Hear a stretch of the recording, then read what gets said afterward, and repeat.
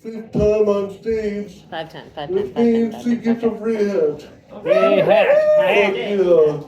Please give it up for Katie McCorkle.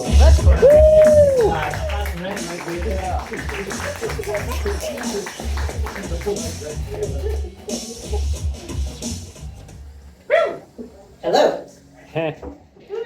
Making sure this thing works because I'm very bad with technology. All right, I am a first-generation Newfoundlander. I am the child of immigrants, two immigrants. They both met outside of Newfoundland and decided to come here for some terrible reason. But here I am, child of immigrants, which means that I have a really special spot in my heart for visible minorities, because I was treated as a visible minority when I was a child. When you are the only person in your community who doesn't believe in God, you get ostracized. You get used to it. So when I was growing up, I was often trying to help the individuals in my class who were visible minorities, because I wanted to use my privilege to help raise them up, because I don't look like I'm a child of immigrants. I look like I'm 17th generation Newfoundlander, especially if you take me around the bay, I start talking really fast, you know what I'm talking about? Yeah. And, it's perfectly fine.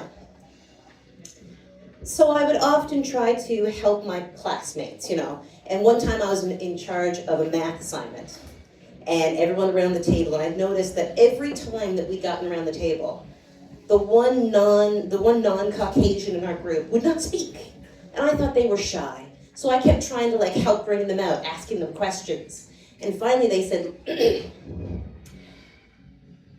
how do you say, don't ask me anymore. So, I try not to be too encouraging now, because some people literally don't want it.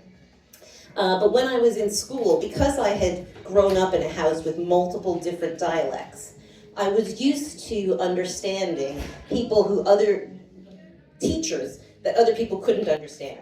And especially when I was doing accounting, there was one particular doctor, and when he was teaching, I would be listening, and he would say, turn to page 170. So I've turned to 170, and everyone around me would slowly start turning to 170, because no one knew what he was saying but me. So this went on all semester. I'd be listening, I'd be making notes, people would be copying off my notes so that they had their notes. And at the end of the year, he said to me, because no one else in the class knew what we were talking about anyway, he said, you understand me better than my wife. I didn't know how to take that. But she's a Newfoundlander, so now I understand, I actually could hear what he was saying.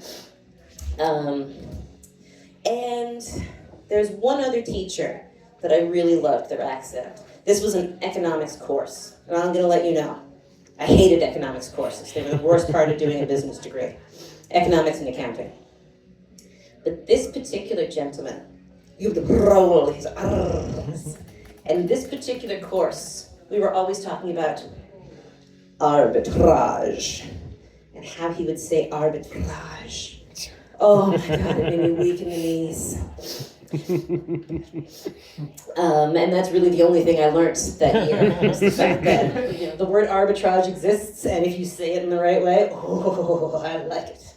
So, let's see. I feel like there was another bit I wanted to talk about, but I'm not sure what it was. So I'm just going to end this with, you can never pay too much for scaffolding.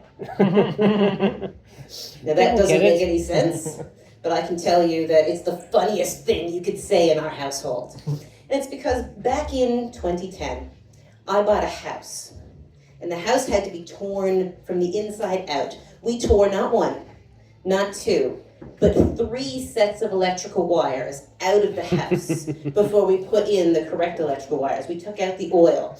We did loads of stuff. Right at the beginning, we got some scaffolding on rental at a daily rate. And then we had it for a year. So when it came time to finally pay, I'm there at the counter, and I'm using my mom's credit card because I don't have the kind of cash. But I bought the house for $90,000. and then immediately turned around and put $80,000 worth of renovations into it. And my mom said, listen, the bank is cool with waiting 30 years. I'm not. So I paid her off in 3 years. But we had the scaffolding from day one, and it's finally time to return it. And I go back. And I'm on the phone with Mom because I got to get her credit card number so that she can pay the bill. I'm like, Mom, let's make up a number, $1,200. And she says, oh, ask him if that's the best you can do. Now the guy at the counter, he doesn't hear what my mom's saying. What he hears from me is, I can't say that. What? Are you sure? That's embarrassing. What? Okay. Is that the best you can do? Mom, he's making changes. I'll call you back later. And he dropped $300 off the price. That's my time. Thank you very much.